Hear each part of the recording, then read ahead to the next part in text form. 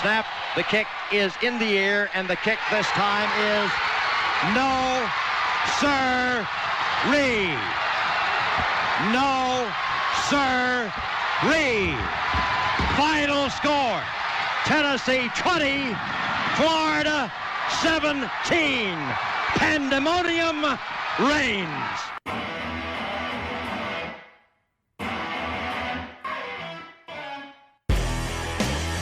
You're listening to the RTI Podcast, powered by RockyTopInsider.com. Hello, everyone, and welcome back to another episode of the RTI Podcast. I am Nathaniel Rutherford, managing editor of RockyTopInsider.com, joined by Ben McKee, our staff writer at RTI. He is also the producer and co-host of the Swain Event morning sports radio show with Jason Swain, former Vol receiver. Be sure to listen to that 7:10 a.m. every single day, Monday through Friday. We appreciate all of you tuning in to another episode of the RTI Podcast here. Ben, we had kind of some topics to discuss beforehand. And this week's been kind of a little busy, so we hadn't had a chance to record until now.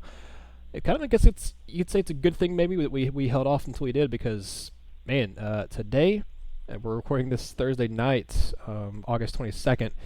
A lot of news happened on this day today. We had news on the practice field and news, I guess technically still on the practice field that was from a carryover from Wednesday, but news that was confirmed, I guess technically off the practice field. We'll get to that one first because I think it's kind of maybe the bigger news for Tennessee's future. Not for this upcoming season, but for Tennessee's future on the field.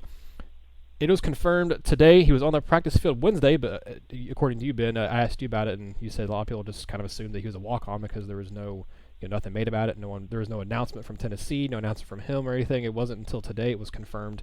I first saw it from Steve Wiltfong of 247 Sports confirmed it. Kasim Hill, Maryland quarterback who started 10 games last season for Maryland before he suffered a season-ending injury. He also started as a true freshman before he suffered a season-ending injury. We'll kind of get to that stuff here in a second. Kasim Hill, put his name in the transfer portal back in February. He is officially on Tennessee's campus, and he is officially part of Tennessee's roster. It was very kind of quietly handled, Ben. I was, it's just kind of a little bit par for the course for Jeremy Pruitt. Not a lot of stuff kind of leaks out unless he and his staff kind of want to leak out. It seems like there's some stuff that kind of still gets out there a little bit, but they run a little bit more of a tighter ship at UT now, with Fulmer at the helm as athletics director and Pruitt as the head coach of the football program over there. But Kasim Hill is added to the roster. He played 2 seasons at Maryland. He's going to sit out this year. It looks like he should have 2 years of eligibility remaining. He didn't register any at Maryland. He was a former 4-star prospect coming out of high school who played at St. John's College High School, which is actually the same school where Tennessee's most recent commitment, Mordecai McDaniel, plays at right now. It's also where Rakeem Jarrett plays at. It's where former Tennessee great Rico McCoy played high school at. So it's a high school Tennessee has a lot of connections to, a lot of ties to, both historically and fairly recently. Ben, I like this move. I think it makes a lot of sense when you look at what Tennessee's quarterbacks room could be in 2020. Even if Jarrett Garantano returns next year, I think we both were thinking there's a good chance he was going to go pro after this year. I think we both have kind of cooled on that a little bit, but there's still, if he has a really good year, I mean, it would not surprise me one bit if he goes on to the NFL because of all the injuries and stuff he sustained here. If he has a good enough season to where he feels like he can get drafted, in a decent round, I feel like he would go make some money, and I think that would be a smart move for him. But even if he does return next year, you'll still have him, and then, I mean, I don't think Shroud or Maurer are going to have very significant snaps this year, unless, Garantano gets hurt, and that would be the worst-case scenario. But even still, you'd have a redshirt sophomore, a hopefully redshirt freshman with Maurer, and then a true freshman with Harrison Bailey coming in. That's 3 really inexperienced guys. It's not like Kasim Hill is some seasoned veteran, but he's a guy who's made 13 starts. He's played in, I think, 14 total games. And I'm been working on trying to find someone to talk who covers Maryland football and trying to get them their kind of side of things, Ben. But the injury concerns are a little concerning to me. You can kind of see that this past season in his sophomore year, his injury from his freshman year kind of limited him a little bit. Even still, he had some good games. His arguably his best game. I mean, it came against Illinois. Wasn't arguably, it was. He had a career high in touchdowns thrown and yards thrown. But he also played really well against Texas in the season opener, and Texas ended up having a pretty good team last year. But I think the move makes sense. I don't know that he's going to come out and be Tennessee's starter in 2020 or anything like that, but I think Kasim Hill is a very good addition, and I think he is. Like I said, I think the move makes sense in a lot of different ways because I just think Tennessee's quarterback room needs someone like him in 2020. Yeah, he's definitely a different quarterback than what Tennessee has right now, and my overall thought, obviously we can dive deeper into it, but my overall thought is that anytime you can bring in a former 4-star, a top 300 player, he was the number 10 pro-style quarterback in his recruiting class, which was the 2017 class.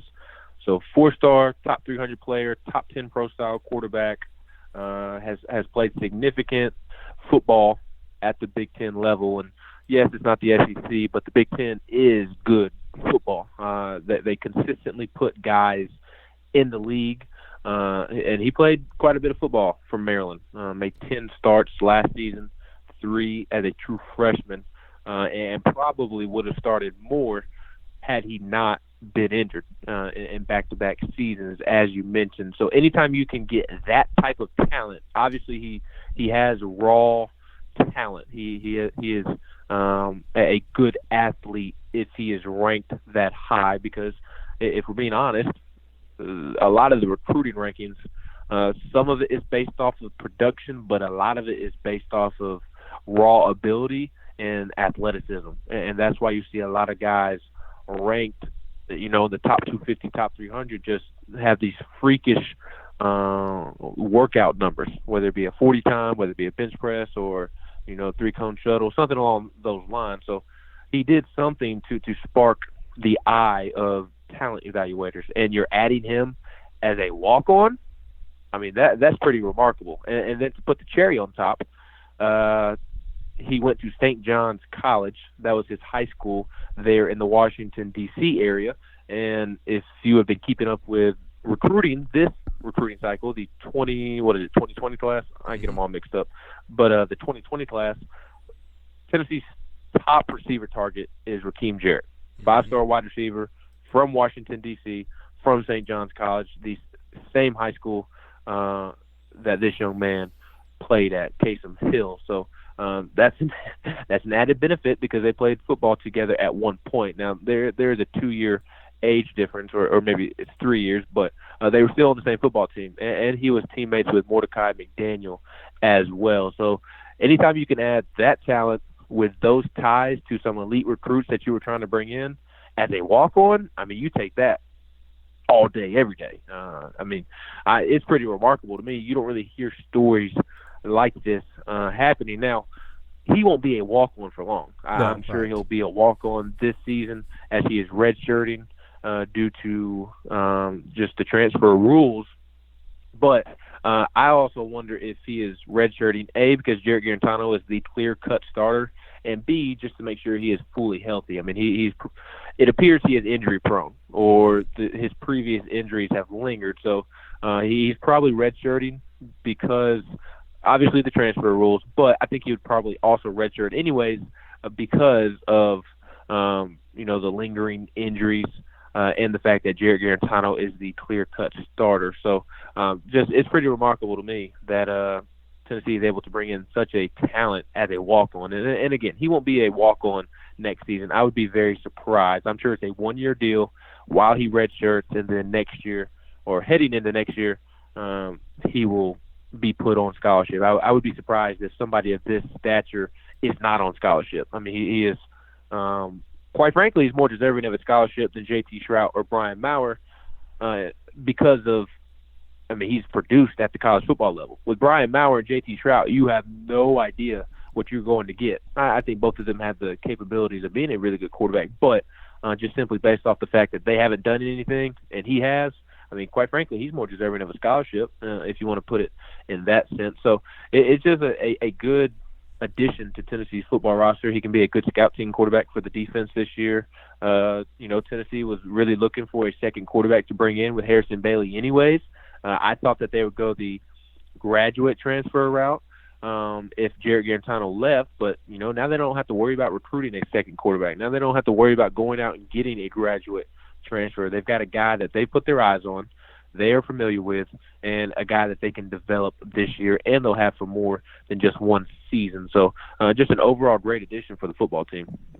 Yeah, I really like it. And you mentioning that he was a walk-on for now, like you said, that's just for now, but I do like that move a lot too. You're not taking up a scholarship this year. I do, like you said, fully imagine that he will have a scholarship spot for next year, and I think that's a very big deal as well. This is a guy coming out of high school who was the 2017 Washington, D.C. Gatorade Player of the Year. He also played in the 2017 Under Armour All-American game as coming out of high school as a senior heading into his freshman year of college. He also received quarterback MVP honors at the opening Nike's the opening Washington, D.C. regional. So he got the MVP honor at one of the openings regional there. And that was, like I said, this is all in 2017 as well. So he was coming out of high school pretty highly thought of as a quarterback, and as a true freshman, he filled in for, I think it was Tyrell Pigrome, I think is how you say his name. I'm not sure, but in 2017, as a true freshman, came in relief of Maryland's starting quarterback against Texas in September 2nd. I believe that was the opening game of the season for Maryland that year. Entered the game to Texas with a slight lead at the end of the third quarter and helped Maryland close out that victory. He was 3 for 3 and ran for a touchdown in that game. He made his first career start the next week against Towson, was 13 of 16 for 163 yards and 2 touchdowns. Ended up playing his 81.3% completion percentage against Towson, was the 7th highest single game completion percentage in Maryland history with anyone that has attempted at least 10 pass attempts in a game. And then he only attempted 2 passes and completed both of them against UCF before suffering that season-ending injury there. And his season in 2018, he started out as the starter for Maryland at the beginning of the season. Started the first 10 games of the year before he suffered an injury at Indiana that ended his season there with 2 more games left. And that season for Maryland didn't have a great year this past year either. That's why you saw them make the coaching changes this offseason. But again, he performed fairly well against Texas. He came out in the first game of the season against Texas, was very efficient, 17 of 29 for 222 yards and a touchdown. 6 rushes for 10 yards. He didn't really, it seemed like after he had that ACL injury his freshman year, he didn't run a whole lot in his sophomore year and wasn't nearly as mobile as he was in his previous, because I think he had 12 rushes for 60 yards in his freshman year, and he ended up with negative rushing yards in his sophomore year. After that Texas game, though, Ben, it was a lot of a very mixed bag for him. He didn't throw a lot of passes either. It was more of it looked like they kind of relied on the running game a little bit more. His best performance after that was he was 10 of 14 for 117 yards and a touchdown against Minnesota. Like I said, didn't really throw a whole lot in that one. He was 11 of 19 for 265 yards and 3 touchdowns against Illinois in a victory. So, Ben, my question I would have about him, you touched on it, I kind of mentioned it here a little bit too. Does the injury concerns, do they concern you? Because I look at it as a guy who's been hurt both years he's played at Maryland. I also look at the fact that this offense he was running, I don't think necessarily fit his style very well, because I think it was under Matt Canada, and Matt Canada's offense is a little bit more of a spread kind of offense, and it didn't really seem like Kasim Hill that necessarily fits his style of play. It does seem like the offense he's coming here, with what Jim Chaney runs, it'll fit better what he kind of does. And he, like you said, he has a redshirt year this year to kind of get healthy and get past those injuries he had his first 2 years at Maryland. But does his injury history concern you? Do you think that's going to be something that could keep him off the playing field for Tennessee in 2020 or beyond? Or like I said, we don't really know what Tennessee's quarterback competition is going to look like next year at this rate. But does his injury history concern you at this point? A little bit, but what concerns me more is his 49% completion percentage last year.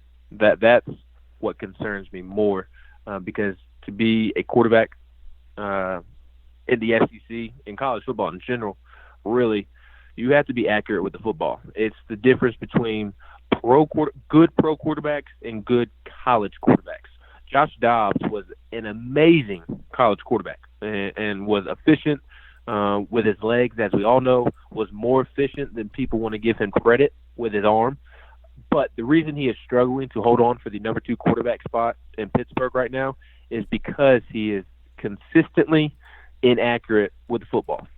Or, honestly, here's a better way to say it. It's going to sound confusing, but consistently inconsistent with being accurate with the football. He'll make a dime, a 40-yard post to James Washington on the very first play of the game for him. A beautiful throw. I mean, an absolute missile over the linebacker's head, threads the needle, puts it to only where James Washington can catch the football, and the DB can't, break up the pass.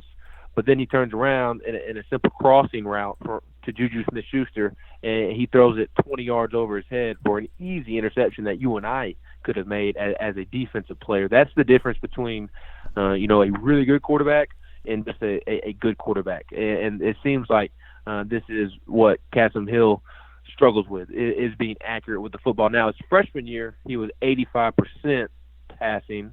His completion percentage was 85%, but he also only threw 21 passes the entire year, 18 of 21 in 3 games. That is very impressive. In one of those games, he was 3 for 3 against Texas, and then he was 13 for 16 against Towson, 2 touchdowns, 163 yards. Very impressive, but it's against Towson. And then he came in later on in the year when Central Florida had their magical run, beat Auburn, and was 2 for 2, 23 yards. So really against legitimate competition, he was 5 for 5 with, quick math here, 67 yards. That's very impressive, but again, it's only 5 passes. And then the bigger sample size, which was 2018, last year, he struggled to complete passes. I mean, you had the great Texas game that you mentioned, 17 of 29, 222 yards, 1 touchdown, 0 interceptions. But then his next 2 games, he's 8 of 16 against Bowling Green, 7 of 17 against Temple. He bounces back with a nice game against Minnesota, 10 of 14. But then he has a 5 for 10 game against Michigan, 8 of 17 against Rutgers, 6 of 15 against Iowa, 8 of 21 against Michigan State, 4 of 12 against Indiana. Yeah. That's not pretty. That's ugly, quite frankly. And that's not going to get the job done in the SEC. So while I think it's a great addition, I think there's a lot of raw talent there that I have a lot of belief that Jim Chaney, T. Martin, Chris Weinke will be able to draw out of him, help him improve as a passer. That's more of a worry than his injury history, because his initial injury was the ACL tear, right? His freshman year. Uh-huh. And then it seemed like maybe he was rushed along too much. This is the same strength and conditioning staff that had the unfortunate situation with Jordan McNair, the former Maryland offensive lineman that passed away. So I almost wonder, did that same strength and conditioning staff and the same doctors and team trainers, did they rush him along? And as a result, that affected his play his sophomore season last year. So I think that is more of a freak injury because it's a torn ACL, and it sounds like it was a lingering issue. The completion percentage of 49% last year is more concerning to me than the injury, because again, I think ACLs are a freak thing unless you're like the Porter family, Kevin Porter, yes. Michael Porter Jr. I'm sorry, who has torn his knee up quite a few times. His younger brother, who was at Missouri, I think he's on his 2nd torn ACL in the last year, and then their sister, I believe her name is Sierra, played women's basketball at Missouri. If I'm not mistaken, she has torn her ACL 4 different times. That is bad luck, and that is concerning. Or not necessarily bad luck, but maybe there's a legitimate problem there. Whereas most of the torn ACL cases are just a freak injury, open field, non-contact, or a leg gets bent back when he's being tackled or something along those lines. So I think the ACL is more of a freak thing. The completion percentage worries me more, just because in the SEC you have to be accurate with the football. And I just kind of railed on him for a moment about his completion percentage, but I will give him props. And it's kind of marvelous to me that for such a low completion percentage, he still has a good touchdown to interception rate. I mean, he had 9 to 4 last year, and for his career, 11 touchdowns to 4 interceptions. That's really good for a young player playing against good defenses in the Big Ten. You'll take that all day. So completion percentage worries me, but the touchdown to interception ratio gives me confidence that Jim Chaney, T. Martin, Chris Weinke can draw that raw talent out of him, and he can potentially be an effective quarterback. Yeah, like I said, I'll be very curious when I get a chance to hopefully talk with someone here sometime here the next day or two. With someone who covers Maryland football, kind of what happened with his sophomore year, because like you said, he had a couple of games where he looked really good, but for the most part, I mean, those are some ugly numbers, and I wonder if maybe the injury, ACL injury, you'd think wouldn't affect your passing very much, but it depends on what leg it was injured, because if it's a planting foot, I mean, that's gonna affect you throwing the ball. Your whole body, you use your whole body with the motion when you're throwing. So if you have an injury with your back, with your leg, with your shoulder, with any part of your body, it's going to affect a quarterback. And maybe he also had him a little gun shy. I mean, we saw Garantano last year. I mean, some of the reasons, he kind of threw the ball away he did and kind of got rid of it quickly, and sometimes didn't make some of the progressions and reads that he could have.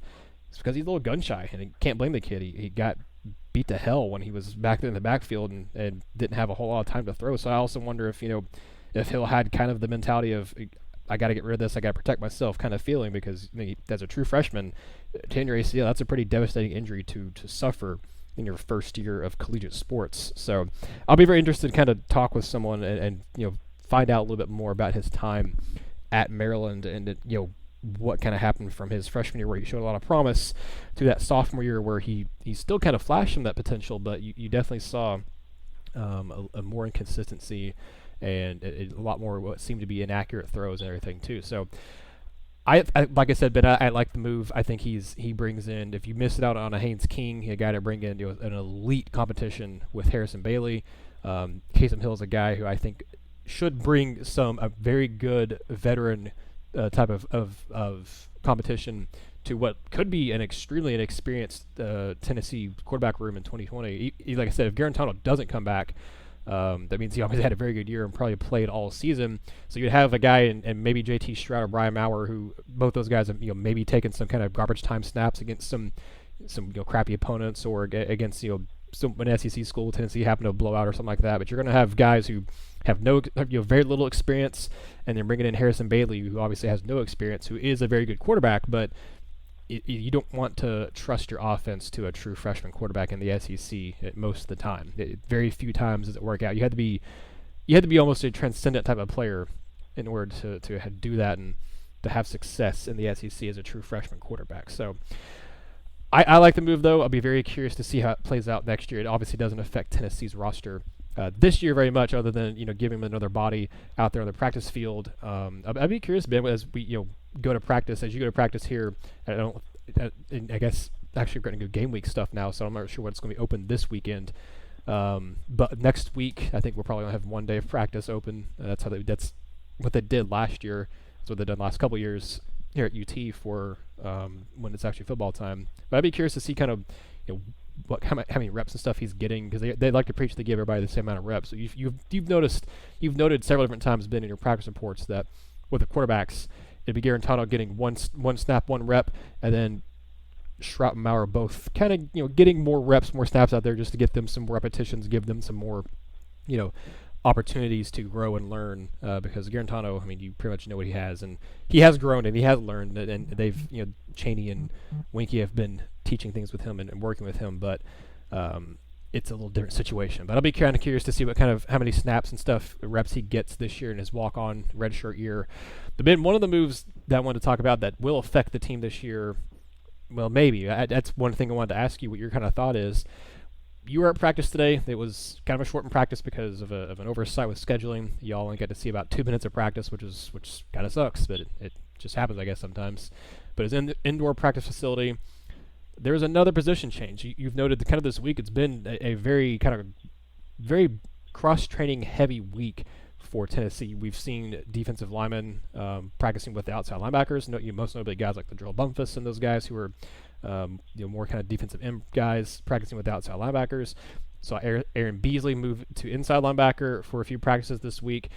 And speaking of inside linebacker, that is where Jeremy Banks was on Thursday's practice. And Ben, my question to you, I mentioned this in the article of saying, hey, this could be a permanent move. We saw him last year start out at running back, and then after he had the fumbling issues, he himself asked to move to linebacker after the Georgia game, Pruitt obliged and moved him to linebacker, but he only stayed there for a few weeks and then ended up moving back to running back. And I think he ended up getting a few carries against Alabama and Charlotte. And then I think he stayed at running back for the rest of the season. He was at running back in the spring. He was at running back for all of fall camp. And then lo and behold, Thursday, he was out there practicing with the inside linebackers. But Pruitt mentioned in one of his media availabilities this past week that the reason he moved Aaron Beasley, a true freshman safety, over to the inside linebackers is because they have, I think he said, a bug going around in the room. Daniel Batuli's been kind of held out. I mean, it's nothing serious with him. It doesn't really seem, but he's been kind of held out and not going through the drills as much as the other guys have. Ben, do you think this is a permanent move? I know you're kind of on record, I think both on this show and on Swain's show, saying that you like Banks better as a linebacker than at running back. Do you think this is a permanent move, or do you think this is something that, as Pruitt said with Beasley, he just wants to have bodies over there to practice because with the bug that's going around and with Batuli being out, they haven't really had a whole lot of scholarship guys over there. So do you think this is a permanent move, or do you think this is just something that Pruitt is doing to cross-train a little bit and also just get enough bodies over that inside linebacker position? I think it's a permanent move. If I was Jeremy Pruitt, it would be a permanent move, but there is a reason I'm not Jeremy Pruitt, and that is because Jeremy Pruitt knows a lot more about football, especially defensive football, than I do. He knows his personnel better. He knows Jeremy Banks better than I do, but quite simply, just to be blunt, I think Jeremy Banks has been passed up at running back. I think he is fourth on the depth chart behind Eric Gray. I think Eric Gray has really been the catalyst behind this move. I think because of Eric Gray and his development and how far along he is before even taking a snap in a game is the reason Jeremy Banks is moving to linebacker. And you pair that with the fact that, yes, the inside linebacker room is thin, and I think it's thin even without the bug, without the Daniel Batuli injury, because there are only three linebackers that I truly 90% or more trust, and that is Daniel Batuli, obviously. That is Henry To'oTo'o, who has had an incredible fall camp, who has been very impressive, and I trust Will Ignott, because Will Ignott is going to be in the correct spot every single time Tennessee lines up. He's physical enough to make plays now. He's transformed his body. He's back to being healthy, at least with the shoulder. He's been dealing with an ankle injury the last week or so in practice, but he had off-season shoulder surgery leading into the spring game, which is why he was in a black non-contact jersey. But I trust those three inside linebackers, and then I think that I trust Shannon Reed. I need him to prove it in the game before I absolutely trust him. I don't trust J.J. Peterson right now. I think he is a work in progress. And I think I still think that there's hope for him being a good football player at Tennessee. He's just a redshirt freshman. And unfortunately, not every big-time freshman, big-time recruit comes in and is ready to play right away like a Henry To'oTo'o. So I still have hope for J.J. Peterson, just not for this season. So really there's only three inside linebackers I trust. And so even without the bug, without the sore knee, I think that the linebacker room is already thin. And then you pair that with, Jeremy Banks is the fourth running back because of Eric Gray's development. He was already behind Tim Jordan and behind Ty Chandler. I think it's just a culmination of things. And this move was maybe I don't know if it was planned all along, because if it was planned, it probably would have happened sooner. But I think that this move has been cemented in the back of Jeremy Pruitt's mind for a while now, and maybe now is the time to just go ahead and ride it out. And I was told that Jeremy Banks was absolutely a better linebacker than a better running back, just based off practice last year. Multiple people told me that in practice he looked better at linebacker than he did running back, which is why I have been in the camp of putting Jeremy Banks at linebacker rather than running back, because I think because he is fourth on the depth chart, you're wasting his talent. Jeremy Banks is a talented guy. I love his effort. I love his mentality. I love his passion for the game. He is a mini Jawan Jennings. And to have him buried on the running back depth chart when you could be taking advantage of that at inside linebacker, a position that needs that, I think it would be silly to do so. I think it's the equivalent of wasting Evan Berry on defense. I don't know why he was not in the slot on offense. I don't know why he didn't play more running back under Butch Jones, but that is Butch Jones for you. It's similar to wasting Khalil McKenzie along the defensive line. A lot of people will say that oh, well, Khalil never wanted to play along the offensive line. That is not true. From his mouth, he has said that Tennessee never approached him about playing offensive line, and he would have been more than happy to if they thought that that was what was best for him. So they wasted Khalil McKenzie's talent. They wasted Evan Berry's. They've wasted Tyler Bird's. I think the reason Tyler Bird is buried on the depth chart as a senior is because he went back and forth between defensive back and wide receiver so much early in his career. I don't want to see that happen with Jeremy Banks. So I do think that this is a permanent move. And quite honestly, I think it would be silly to move him back to running back just because I don't think you're going to need him there unless injuries happen. A question I have for you, Ben. You've been in practice and watched more of the running backs and stuff. Obviously, than I have it. When I was at practice, it was more me watching the defense and you watching the offense. So a question I have for you about the Vols running back room with Banks. If, like I said, if this is a permanent move, if he's staying at inside linebacker, if this is his position of the future. This current running back room doesn't have a guy like Banks in it. We've mentioned before that with his 6'1", 225-pound frame, he's the bulldozer guy. He's the guy you're trusting at the goal line. That was kind of what they were doing with him last year until he had the fumbling issues, and then they kind of gave it to Madre London, and London just didn't get a whole lot of carries either. But I like the potential you had with Banks as a guy on third and short, as a guy at the goal line and in the red zone.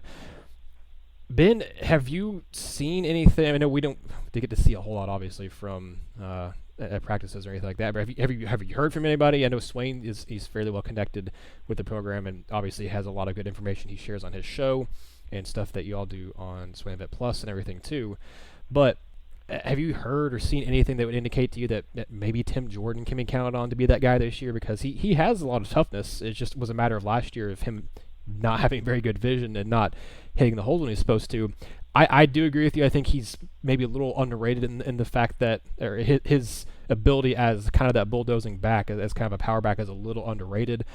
But he's what, 5'10", 5'11", about right around 200 pounds. I mean, he's bigger than, say a Ty Chandler or something like that. But he's still not, to me, he's not a Jeremy Banks type of back. Ty Chandler's listed at 5'11", 201. Tim Jordan listed at 5'11", 203. So, I mean, they're essentially the same size. Jordan is built a little different than Chandler is. He doesn't have the same speed as Chandler does either.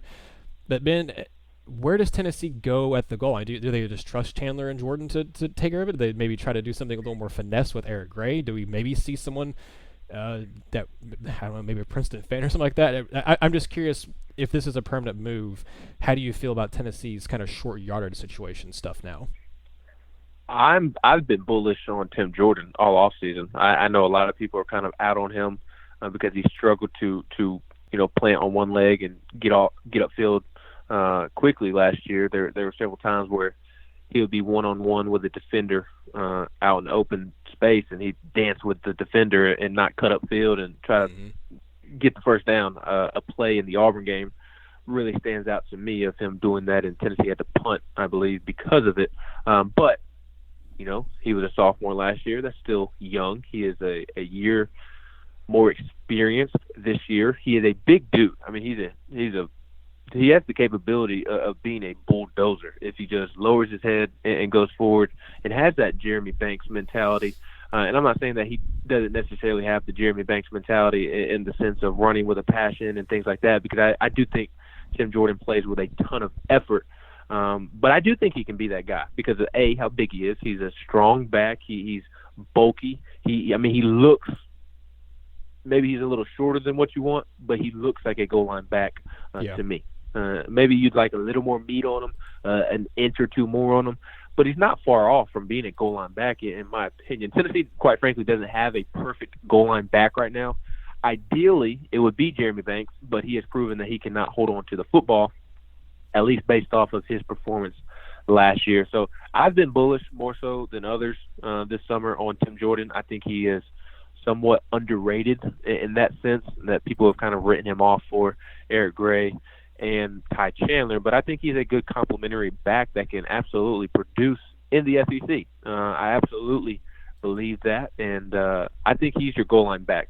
It's not Ty Chandler, I think Ty Chandler has packed on some weight as well, good weight, some good muscle. I mean, he looks like a different dude out there this year because of it. So I think you have some good options. And quite frankly, if your offensive line can get a push, then you don't really need somebody just to bulldoze their way in there. Ty Chandler and Tim Jordan and Eric Gray are more than capable of ramming in there for a touchdown if the offensive line can get a push. So there's no ideal goal line back. There's no Derrick Henry or Damian Harris, those typical Bama running backs that you see, or DeAndre Swift. There's nobody like that on this roster.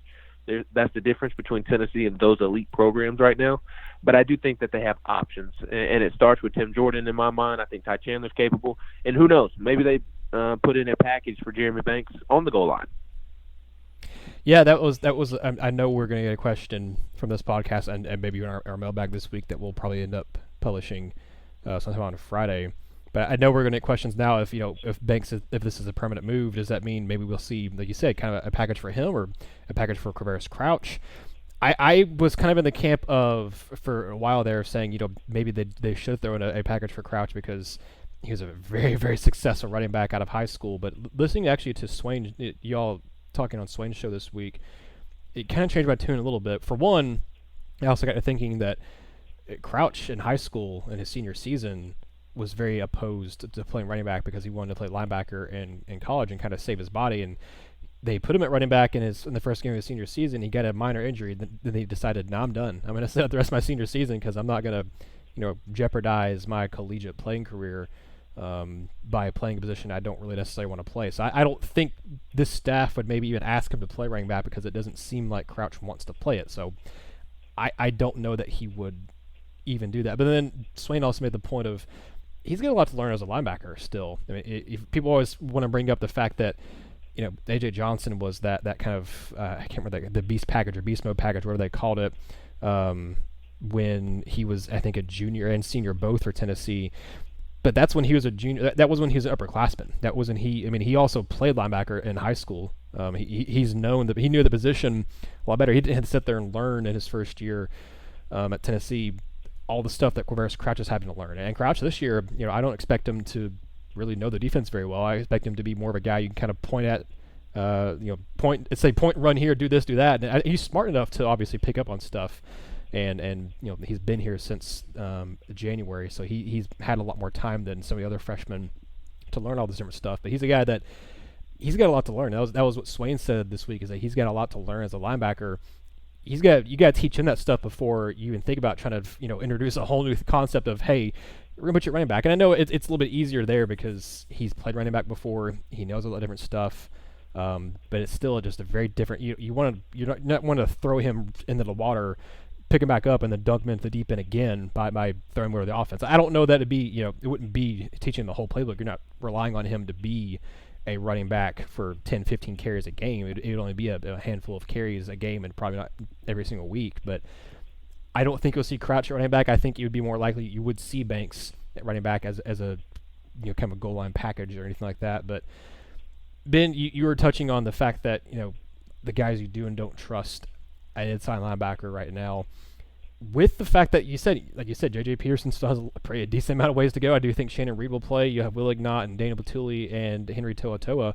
But I was working on before all this Kasim Hill news broke, and this article should still come out probably Friday morning at the latest. It'll be Friday at lunchtime on August 23rd here, which is tomorrow as we're recording this. But I've been working on Tennessee's kind of post-fall camp depth chart projections, and one of the things that stood out to me is that inside linebacker, I mean, I mentioned this also in the article that I wrote from your video from practice of Banks at inside linebacker. I mean, there aren't a lot of guys there that, aside from Dan Batuli, Will Ignat's played a decent amount, but you just don't, you trust him to an extent, but I want to see more out of him.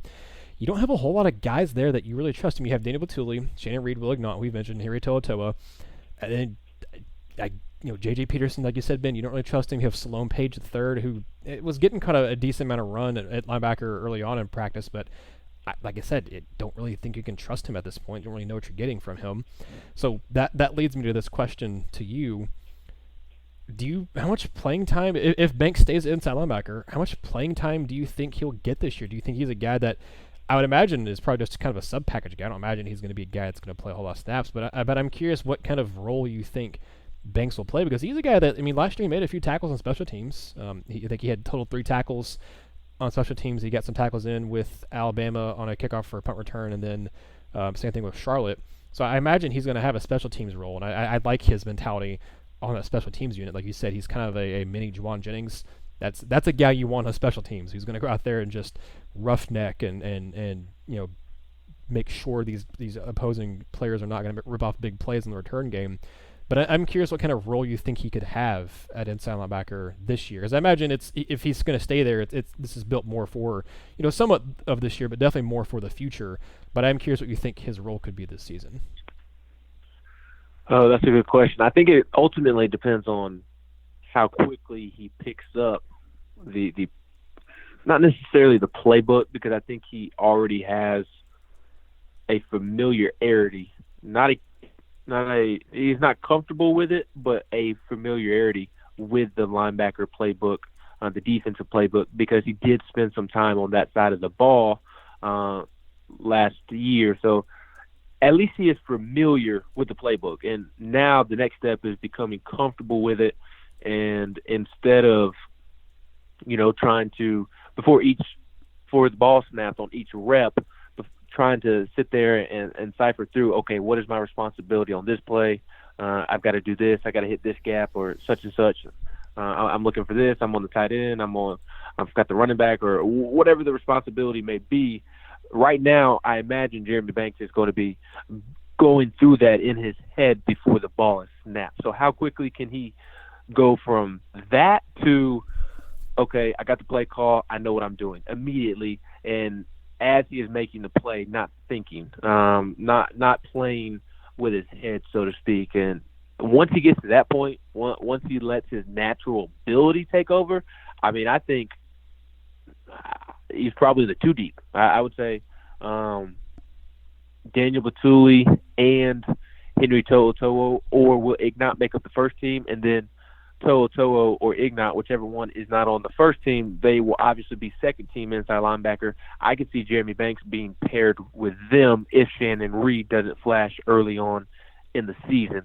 I think by default he's at least third team with J.J. Peterson or Solid Page. I think at minimum, and that sounds bad, but it's the state of the Tennessee inside linebacker room right now, that you would have a running back already slide into third team defense. I think people would be surprised by how much those guys play throughout the year. You would think that those guys don't play at all, but at some point, Batuli or To'oTo'o or Ignat is probably going to be banged up at some point and have to miss a play or two. It's just the nature of SEC football. So I think it all depends on how quickly he becomes comfortable with the playbook, with the scheme, with the defensive playbook, because he has natural ability. He can hit you. I mean, we know that. We saw that on kickoff last year. We've seen it on with him at running back. I mean, in the spring game, Will Ignat is wearing a black contact jersey, and Jeremy Banks lowers his head and tries to run him over. I mean, we know the mindset and the ability that Jeremy Banks has. If this is a permanent move, it just all depends on how quickly he becomes comfortable with the defensive scheme. Once he gets that down, I mean, I think he's at minimum a second-team linebacker, because I think he has more natural ability than Shannon Reed. Shannon Reed is probably quicker and has played the position longer, so he obviously has that on Jeremy Banks. But Jeremy Banks has some traits as a linebacker that you just can't teach. And if Jeremy Pruitt and Kevin Shearer can bring that out of him, I think he's on the 2 deep by the end of September. I think the Shannon Reed comparison to whether it's Jeremy Banks, Henry To'oTo'o, or Kavaris Crouch, I think that comparison very much goes back to what Pruitt was saying. I think it was the press conference over the weekend, Ben, after the scrimmage, when he was talking about he was using Tennessee football SID Zach Stipe as an example. We're saying, hey, whether it's if you have asking kind of, do you play the young guys who have more potential and kind of more athleticism stuff who are making plays, or do you play the older guys who are more experienced and don't mess up as much but aren't making these kind of making the big plays?